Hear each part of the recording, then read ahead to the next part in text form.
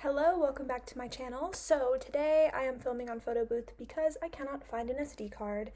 It's fine. The point is for me to talk about the products that I've been loving, not for you to be able to see super well. I am wearing a good deal of these products on my face right now, and I cannot tell you enough how impressed I am with the things I'm about to talk about. It's not a lengthy list, but there's a good amount of stuff in here because I'm covering a few months worth of favorites. I would say this is just the beginning of 2021 favorites for me, so things I've been loving since around January 1st, give or take. So I have a bucket hat here with everything in it. I'm just going to pick from the bucket hat so that this is completely at random. Yeah, I don't know why I thought that was the idea, but I think it was just to help me carry everything from my bathroom. So, without further ado, let's begin. The first product I see is this Josie Maran Whipped Argan Oil Ultra Hydrating Body Butter. This has been a lifesaver for my dry skin. The other day I looked down and realized like my legs, which I hadn't shaved in a long time, were just like pasty, hairy, dry. It wasn't a good look for me, so I shaved my legs in the shower, which exfoliates them. If you don't know, shaving is an exfoliating activity. And then I tried this out and it was the best moisturizer. It's so hydrating, so rich, feels so good on the skin, and lasts. So the next day I actually felt like I had more hydration in my legs after putting this on, and my arms, and anywhere else that I put it, but I was specifically noticing it in my legs. And I got the fragrance free one. They have a few scents, and I know the vanilla is really popular, but my boyfriend is very sensitive to artificial fragrances, so I've been sort of like on a completely non-scented kick, obviously, and I've really been enjoying things without fragrance, actually, so really glad that I got this. The next thing I am seeing in here is a collection of things, which are all of these right here. I just want to talk about the Inkey list as a brand in general. All of these things are new to my collection in the last couple of months, but they've become staples. So the products that I have here are the PHA toner, the apple cider vinegar face peel, and then the retinol serum. So these are all, I think, under $14. I'm pretty sure this one is $14, and then these two are about $10. I'm so impressed. I'm just really impressed. I'm really glad to see this brand at Sephora because it's something affordable at Sephora, and I think they're trying to include like a few more affordable brands. Like Tower 28's there, and it's not that expensive, and I'm seeing some things kind of like adding to the list that I'm really glad to see there. And it's basic ingredients, clean ingredients, affordable, and really fantastic. So the first one I'll talk about is the PHA toner. I have been kind of missing a toner from my routine for a while because a lot of the toners on the market do something, and I don't necessarily want a toner that's gonna do anything extra other than just tone the pH of my skin, which is the point of a toner for me. So I was able to find this one, and it's basic and just balances my skin after I clean my skin with a cleanser. So rule of thumb, if you have a toner in your collection, you should use it anytime that you clean your face. So anytime water touches your face, you should always go in with a toner. So this gets a lot of use. This is 3.4 fluid ounces. It looks small, but it's 3.5 ounces, and I have a backup because it's always sold out, but it's really good. Next, we have the retinol, and you get 1 fluid ounce in here, and I think this has been working really well. I've been using it any night that I'm not exfoliating. So if I exfoliate, I don't use the retinol, but for the most part, I'll exfoliate like once or twice a week. So the rest of the week, I'll use this. So it goes cleanser, toner, retinol.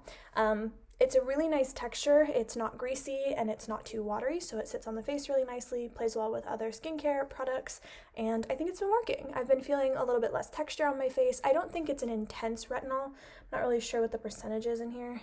I could probably look that up and put it in the description box for you guys, but it's not like a super, off the deep end retinol. I think it's really nice and gentle and hasn't caused any irritation in my skin, and I did go right in with using it every night, so really big fan of this. And then the most wonderful product on the Inkey list, in my opinion, is the apple cider vinegar acid peel.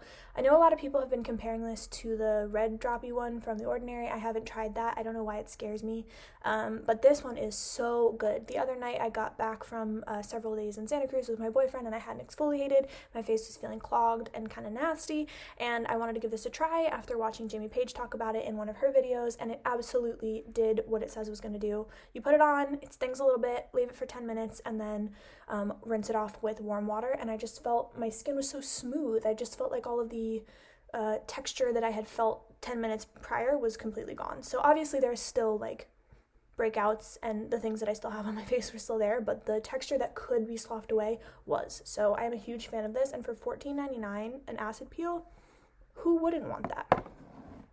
So the last skincare item I want to mention is actually from The Ordinary, and this is the 100% organic cold-pressed rosehip seed oil.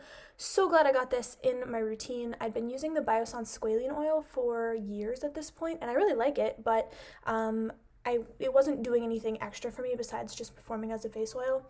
I know that rosehip oil is really good for acne scarring, and I have noticed that since I've been using this, I've had less long-lasting red spots on my chin and jaw after breakouts. So I'm really enjoying it. It's so rich and luxurious feeling, and I think it's also like $9.99 or something. It's really fantastic. I'm a huge fan, and I put it on either mixed in with my moisturizer or on top of my moisturizer at the end of the night, finish it off with an oil, and I go to bed looking like a greased chicken, but it's great. Also, it doesn't smell like rose, so there's no fragrance in there, I don't think. Hold on. No, there's no fragrance. So it's rosehip, but it's not a rose scent. All right, so now we shall move on to the makeup. I have quite a few things to talk about. The first of which is this beautiful baby right here. This is Samantha Ravndal's brand, Auric, and this is the Glow Lust in the shade Morganite. So I believe, yeah, this is the lightest of the options. It's definitely got a pinky hue, and it is definitely light for me. I've noticed that as a highlighter itself, it's sometimes a little bit too light for me, so I might want to move on to, I think Selenite is the next shade, and I'm thinking about when I have some money maybe ordering that one as well. But as a mixer, oh my goodness, this is the most beautiful foundation mixer on the planet. I know a lot of people compared it to the Hollywood Flawless filter, which, you know, she loved for so long and talked about for so long. That one I never really mixed in with my foundations. I didn't think it looked that good. That I prefer as a highlighter on its own, on top. But this has been like my go-to mixer, and I've been mixing it with this, which is my current favorite foundation. This is the e.l.f. Camo CC Cream, and this is in the shade Light 210N. This is not the lightest neutral shade, it's the second lightest neutral shade. It's a little bit dark for me, but I would rather have something be a little bit dark than too ghostly, because I can lighten it up with concealer and bring it down my neck, and I don't know, makes me look like it's summertime when it's not. And when I mix this in, it lightens it up enough and gives it the glow. Oh, such a perfect combination. I am wearing it right now. Not that you can see my skin super well, but I have not loved my base so much in such a long time. I am a huge fan of this combination. Also, this packaging. Are you kidding me? Are you kidding?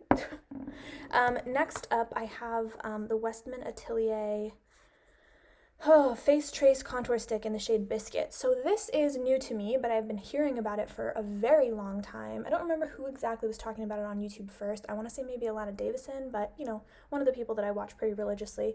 And I wasn't doing any contouring at that time, so I just didn't feel like I needed it. But recently I've been enjoying a nose contour, a lot actually, and I figured I'd get this because all of my contours are powder, and I wanted a cream to kind of put underneath foundation, or, you know, try another kind of formula, and I love this product. It is the perfect color. Also the packaging, I love the Westman Atelier packaging. I also have the foundation, but the color's perfect. It is easy to apply and really easy to blend out, and it's been looking really nice with all of my foundations and concealers that I'll use it with. So really like this. I'm really glad that they sell it at Sephora now. Next up, we have a brand that I haven't tried until now, and I am so excited to try more from. I ordered this from the Morphe website, but I know that she has her own site, and this is the Danessa Myricks Dew Wet Balm. If you guys haven't used a product like this before, this is the one to try. I got one from Makeup by Mario that was supposed to be similar to this, and it was so disappointing. So I was a little nervous to get this, but I'm so glad I did, because this right here is like a golden product. It is literally just a clear balm gloss, but it is not sticky. It is a beautiful formula. It plays well on top of anything you could put it on top of, and it looks gorgeous as a cheekbone highlight, kind of like in a C here, more editorial vibes. Put it on your lid, anywhere. It is gorgeous, and the formula is just life-changing. This is the mini, and it came in a set with her face oil, which I can't decide how I feel about yet, but this, huge yes. I know she's got some contouring products, a lot of cream color products that I really want to try, so next time I am able to invest in some new makeup, that's probably the order I'm going to place. Let me know if you guys want to see something. So next up, let me talk about a couple of blushes that I have been loving. I have one from Sephora and one from Target drugstore. The one from Target in the drugstore is Honest Beauty, and this is the Cream Cheek Blush in Coral Peach. Now, I have bought and then returned this kind of color so many times, this like corally shade. It usually looks really, really bad on me. There's one, I think, called Golden Hour from Tower 28, which was the first blush that I bought from them, and it looked really bad on me. It just didn't mesh with my skin tone, but this looks so beautiful. I'm wearing it today. It's the perfect formula. It's not matte, it's not dewy, it's just natural, and it blends effortlessly on the face. Extremely pigmented, but not in a way that like you're gonna put too much and not be able to blend it away. It's gorgeous. So I know there's a couple more shades and I'm tempted to maybe buy another one, but for now it's the only coral color in my collection that works, and I'm really, really glad that I found it. And then the one from Sephora, which is not all that more expensive, is from Rare Beauty. This is their new launch. This is the nearly neutral shade of the Melting Blush, and that's such a good name for it. It is a melting blush.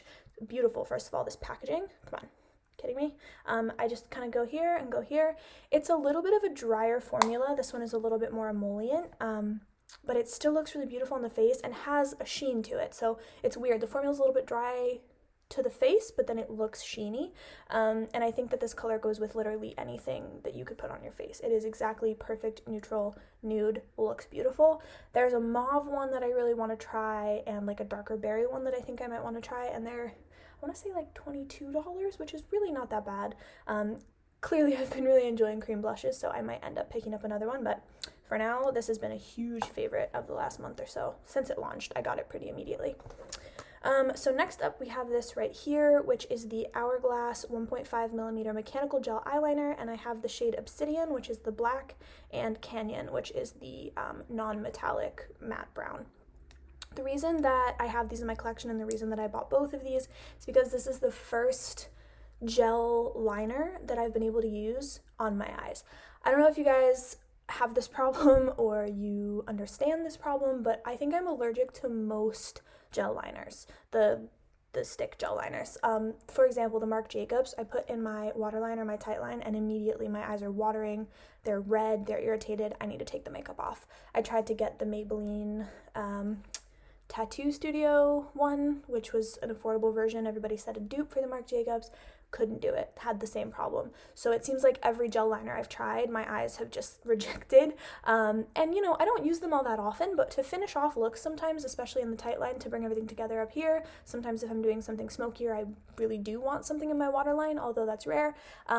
But I couldn't do those looks with those items because I kept having those reactions. So as soon as I discovered, I think I bought the brown one first in this, as soon as I discovered this formula being okay for my eyes, I wanted to have both colors because a brown and a black staples, and I'm really, really glad that I found it. So it's a little bit pricier, obviously it's Hourglass, but that's worth it for me to not have such a terrible reaction in my eyes when I try to put them on. Next, we have a concealer that I've been loving, and this is an old product. This is nothing new at all. This is the Maybelline Fit Me concealer, and this is the shade 10 Fair. I think I would also probably be able to use 15 if I didn't want any brightening and I just wanted to have like a same shade as my face color, but 10 is really nice for underneath my eyes. What a beautiful formula. I know that everybody's talked about this for a really long time, but I don't think I've owned it for like 6 or 7 years. I think I had it in the very beginning of my makeup wearing career and then never bought it again. And the other day I picked it up and I'm so glad I did. I've been using it literally every day. I keep trying to reach for other concealers and then I just want to put this one back on, so it's kind of climbing all the way up here for me in the concealer world, which is great because it's like $11, maybe $10.49 depending on where you get it. It's really thin, it's dewy, not like overly dewy, it's good concealer dewy, and it feels fantastic on the face. It wears well. It's just a really good concealer, honestly. The only thing I will say about this is that if you put it in this area next to your nose, you should really set it down. This is where I get oily, if I'm gonna get oily, and this seems to bring out the oil right here, but it's really not an issue. I can just powder it down and it's worth it for everything else that it offers. So next we have the bronzer that I have been using most often. This is from Ilia, and this is the Drawn In Nightlight Bronzing Powder. I think that means the shade is drawn in, so it's the lighter of the two. What a beautiful color. Seriously, I have no other bronzers in this shade. It is like warm, but like olivey warm. I don't know. I wasn't expecting this color to work so well for me, but it really does. It looks like the most natural, flush, bronze I could possibly have. I love the way that it looks. I love the way that it wears. The only thing is that it doesn't play super well with like cream products on the face. You definitely have to have your face set before you can put this on, or it will kind of stick and grab. So if I'm using it with like cream blushes and stuff like that, which I usually wear cream blushes these days, I'll put this on first, set kind of around it, and then put my blush on, because otherwise it'll mix weirdly. But it's worth it for the color, and it's very blendable and beautiful, and I also really like the packaging, so yeah, great product. And then the last product in my little hat here is this from Maybelline. This is the Lifter Gloss. So I guess it has hyaluronic acid in it, which is cool. I guess that explains why my lips feel so plumped when I wear it. But what shade is this? This is 003 Moon. I'm wearing it right now. It's really the color of my lips. It reminds me a lot of Fenty Fussy. That's what this reminds me of. And Fussy is my favorite of the Fenty gloss bombs. So this is less expensive, kind of giving me gloss bomb vibes, but also very much KKW Beauty packaging. I'm sure they know that, but who cares? I don't own any KKW lip glosses. I do own the Fenty, and I think that this is just as good, if not maybe more plumping. The Fenty might be a little more comfortable. This one seems to get a little bit sticky on the inside rim of my lips by the end of the day, but it's really not that big of a deal. I think it's worth it for the price, and I love all of the shades. So I got this one first, and I'll probably try the clear and maybe like a slightly darker one later down the line. So anyway, that's my favorites for the last couple of months. I hope you guys enjoyed. If you have any questions, please leave them down below, and look forward to another video soon. I have 2 planned right now. One is disappointing products, and one is my drugstore favorites. So yeah, I'll see you guys soon. Have a great rest of your day, and happy Wednesday. Bye!